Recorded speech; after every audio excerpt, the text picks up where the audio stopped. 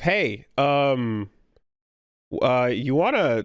Do you wanna like do Okay, so you know how Okay, I can tell I'm going into a long conversation when you're figuring out how to ask the question. All right, let's do it. you know how Vidi created one of the best moments ever on the Friendcast where we were Yeah. like, literally, what are you talking about? Oh, dude, What is I a changed the battlegrounds? trajectory of my life to keep that from happening again. Okay, I played League of yes, Legends yes. so that I would know what the people are talking about. Okay, so would you like to collectively hear with the audience all together now? And they're probably fine because, they're gamers, capital Yeah. G, but we're out here being weird.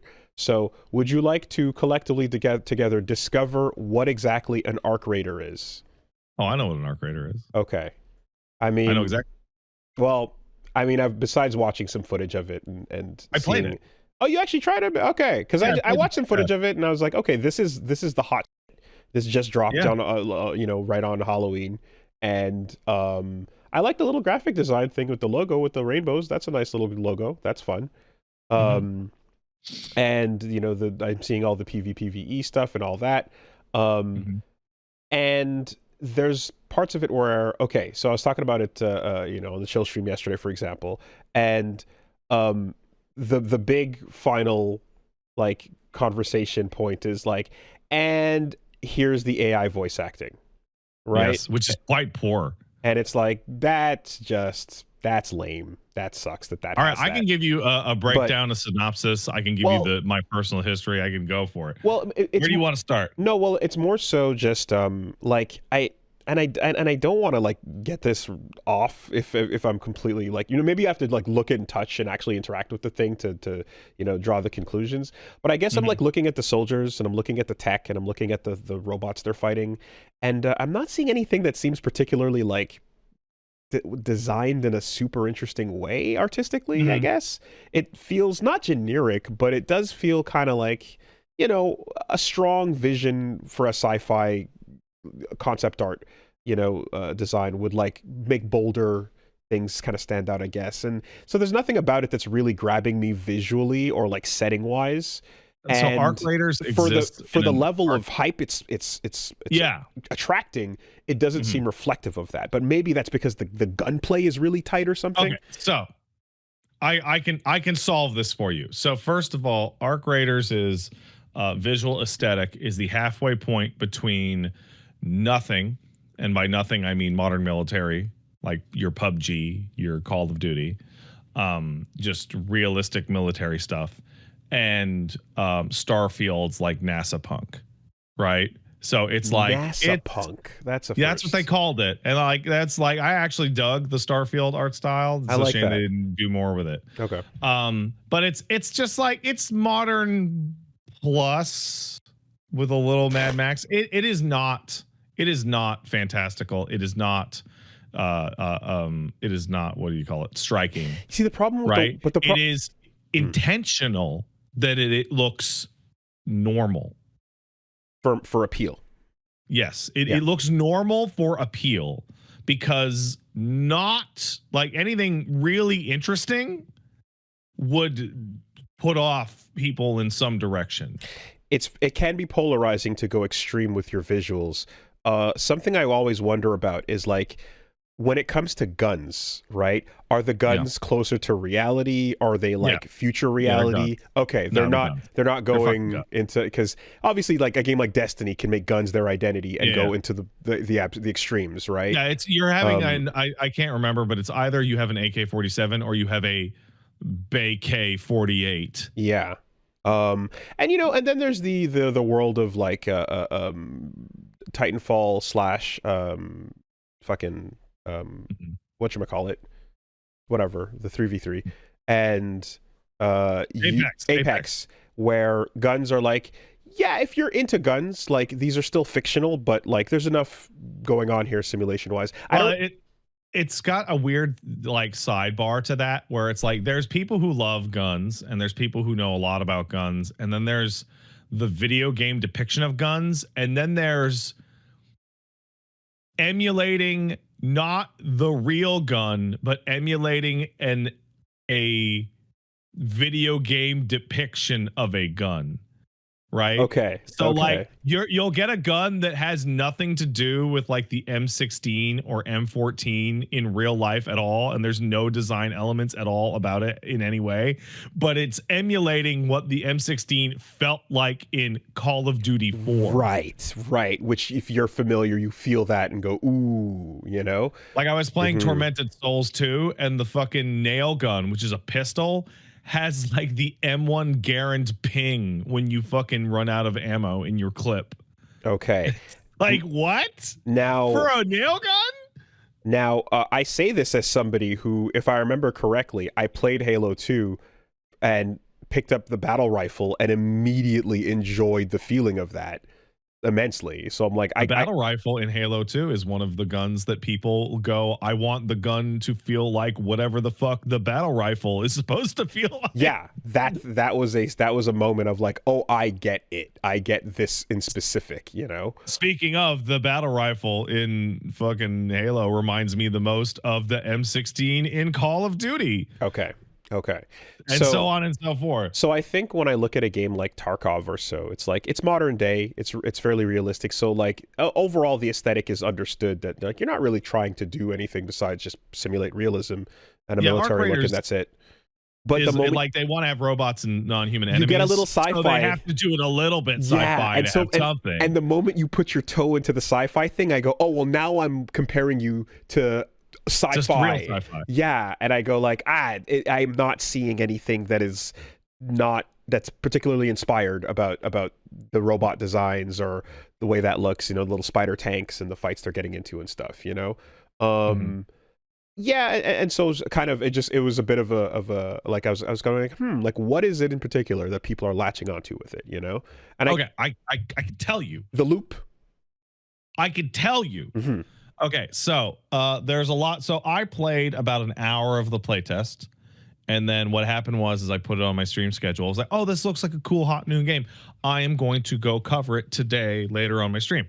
And then I was then informed, hey, go back and read the Steam page a little more carefully, which I did, and discovered that it's one, the same people who made the finals, and two, in both games, they use artificial intelligence generative voice acting. And they specifically do it in a really strange way where they exclusively pay voice actors to feed their voices into the robot so that they can then use the robot. And I'm like, why not just use the voice actors you're fucking paying? It's super weird. It's fucking strange. What a weird future. Okay. And I'm like, oh no, I'm out. But in the hour that I played it, that silence would be better. Anyway. Yeah, I totally agree. Before I found that out, in the hour that I played it, what it was a slick, well-produced controller support extraction game with like well thought out like controls and like a focus on like being able to play the game solo. So basically it would be the first extraction game that is like a real video game for human beings. Mm-hmm. Is how I would describe it. So multi-platform, and I'm seeing lots of conversation about, it's not, people are not necessarily getting into fights, and the fact that I guess controller support is a thing means it's not automatically mouse and keyboard as well. So it has a broad appeal. Yeah, and you can okay. It has a extremely broad appeal. Specifically, Arc Raiders is interesting because we're going to talk later about Marathon a little bit. Arc Raiders was the game that when people were playing the Marathon Alpha, they'd be like, well, the fucking Arc Raiders Alpha just happened. Why the fuck don't you have X, Y, and Z that the Arc Raiders Alpha has? And then the response from Bungie would be like, well, we're not doing it like that. And the response to that would be, but why? It's better. It is kind of weird how new extraction games can't escape plagiarism. Just can't. I'm of the opinion that if they were willing to jump through all these hoops to get AI voice acting in their game, that they definitely use generative AI in other places. Oh, just they're not going to get caught as easily. Absolutely. So that's why the voice acting part is the part on the Steam page that they admit to.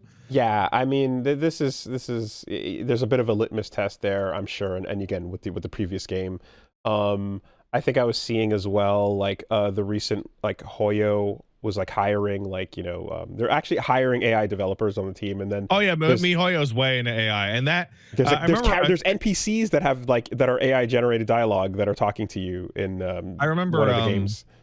I remember talking. No, I remember I followed Little Karibo. You remember Little Yeah, Karibo? Karibo, yeah. I follow him on Yeah, on he's social reporting on media. the Hoyo stuff. And he's super intense on all that voice acting stuff. And as a result, I've been able to keep like a lot better informed on it. And the long and short of it is that MiHoYo was like super crazy, anti-union, anti-voice actor, and just really nuts about it. And people said, well, just because they rip off their voice actors and break up their unions doesn't mean that they'd use AI. I'm like, of course that's what that means. Oh my God. That is the next logical step. That is the next step. It's right there.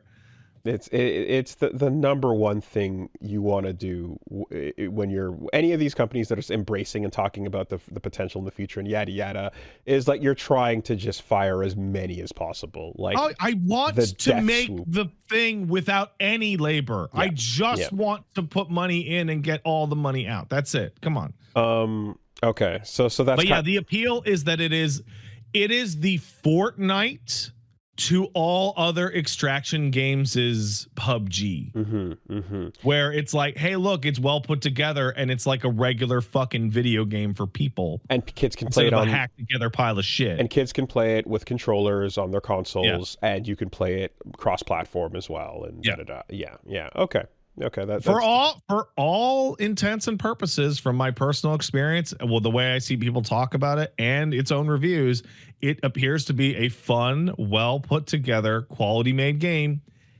except for the part that it uses like wildly unethical processes to actually build it. So it's a hard pass for me. And one of the things that's getting increasingly frustrating as I watch the scroll here is that when people go, oh, it's got AI, okay, hard pass. To which some folks will say, well, the millions of people enjoying it, they don't care. I'm like, you seem like you care. You seem like you're invested in everyone giving you the free pass. You can enjoy anything you want. I'm not even telling anyone. I almost never tell anybody to enjoy or not enjoy or whatever. Everybody's personal buying decisions are their own. But there seems to be like this personal investment in people who do things that they know maybe they shouldn't do or maybe shouldn't support. And they're desperate to get you to admit, well, you would do it too if it would. No, I wouldn't. No, it's they doth protest too much. Like it's a preemptive defensive thing against the argument they know is coming / they feel already. I saw that with the Hoyo stuff. There's been a turn. Apparently, initially a lot of the fan base was like against it, but when it got introduced into, let me get this correct. Is it Petite Planète? Right, Petite Planète.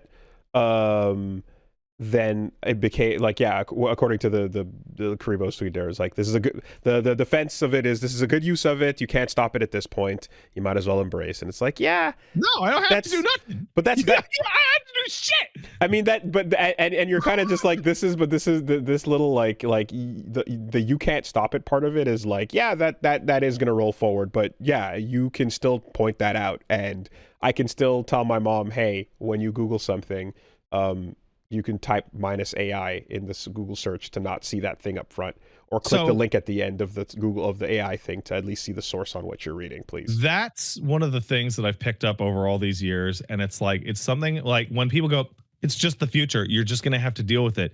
If it was just the future and I'm just going to have to deal with it, you would not be spending so much of your mental energy trying to convince me that it's the future and I just have to deal with it.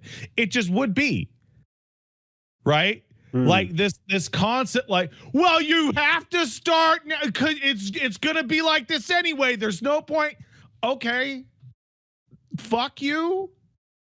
So when it's everything, it would just naturally migrate that way, and then I won't have changed anything. But okay, it's this doomer fucking attitude to get people to just not to do anything.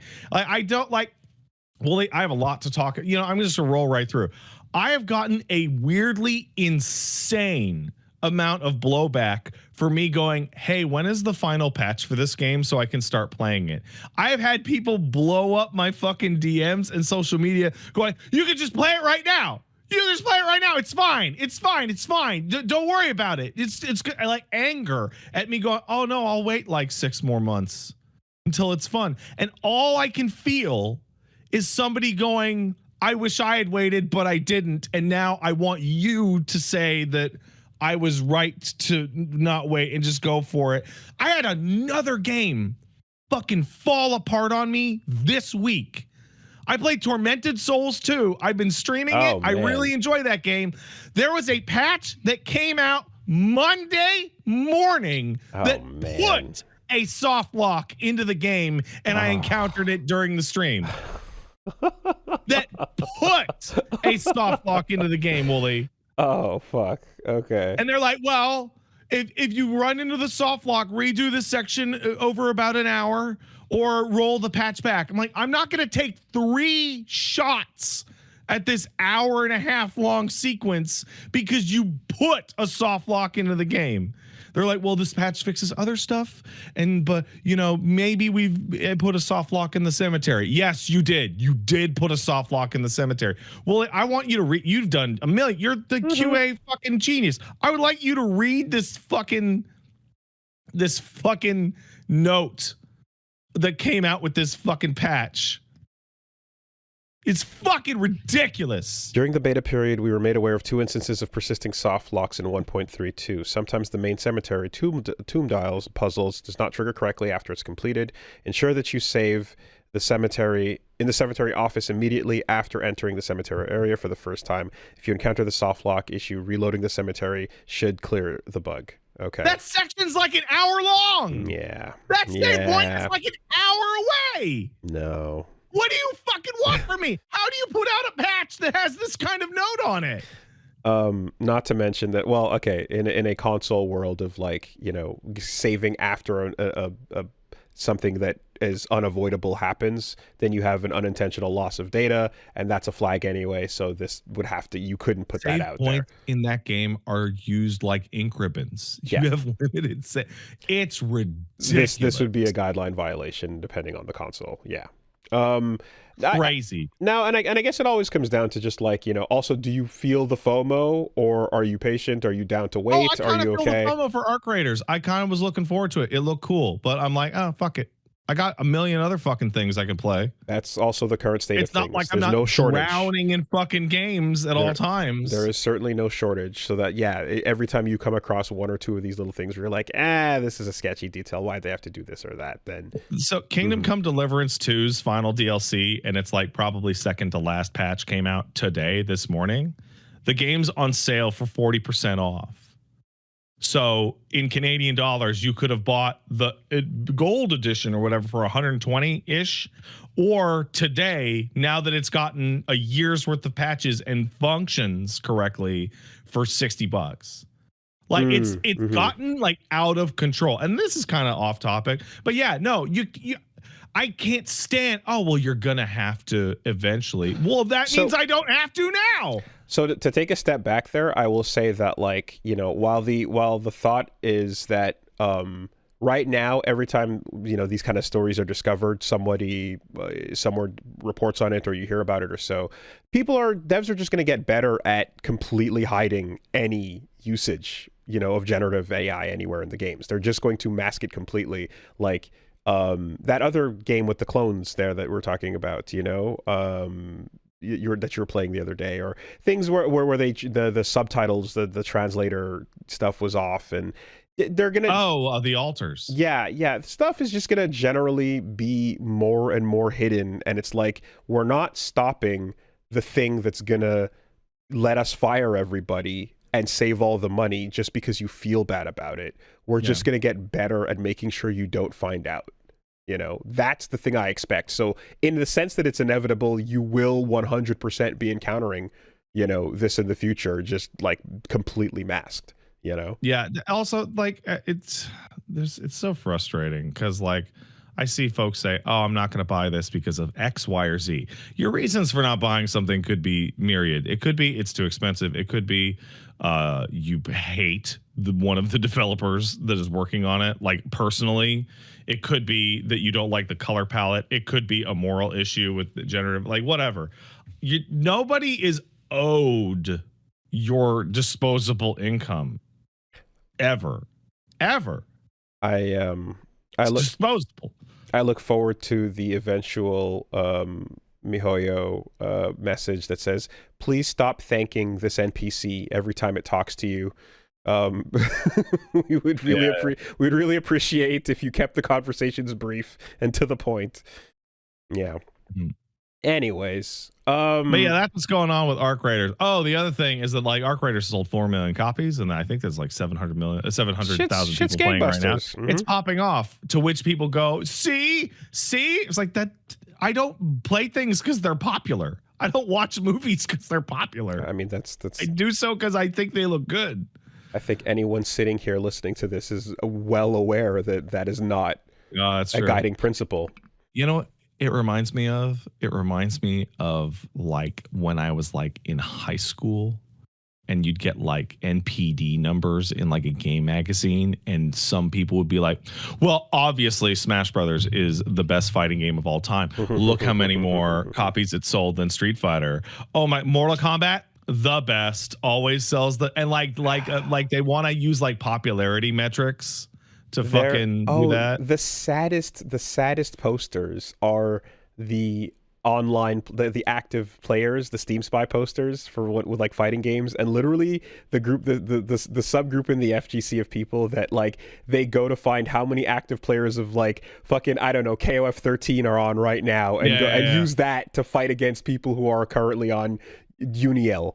You know my favorite of that is they'll be like, I'll just pick a random thing. Witcher 3 player counts down 80% since launch. It's a single player game and it came out 4 months ago. People bought it and they beat it and then they stopped playing. What the fuck? Not everything has to be fucking forever. What are you talking about? Concurrent players, man. Just like jerking off to the number of concurrent players is crazy. It's such a sad existence. I've totally disconnected myself from every sentence of in-person community in the place that I live because my personality is so vitriolic and disgusting. So I'm going to pretend I'm part of a fucking hive mind because I like big budget Call of Duty, and that means that I'm part of the in-group. Imagine if the console warrior versions of us in elementary school could have gone back and saw the exact numbers of Mario players versus Sonic players at any moment and take that into your recess fights. Toxic information. Dude, man, that's awesome. That's awesome. You know what? Somebody in chat pointed out Helldivers 2 is like the absolute funniest one of like dead game and we're so back. Dead game, we're so back. And like, I don't know if you see the Helldivers numbers, they're like a fucking sound wave. Like they are up and down. I'm guessing crazy. They release content that people want to check out, you know, and then they come back and look. A lot of big burst of people play it, and then they fucking get tired of it, or the game gets broken or something, and it's so over. Okay. All right, so there you go. That's the magnifying glass on Arc Raiders. Yeah, no, Wooly, Vinny has caused me has completely reoriented the way that I view games and games media. That was wild. That was a big one. Like that will never happen to me again. So so it'll keep happening to me, but the difference is I'll go, why all this noise about Arc Raiders? What's going on over here? You know? I'll tap my stick and ask the kids what's going on.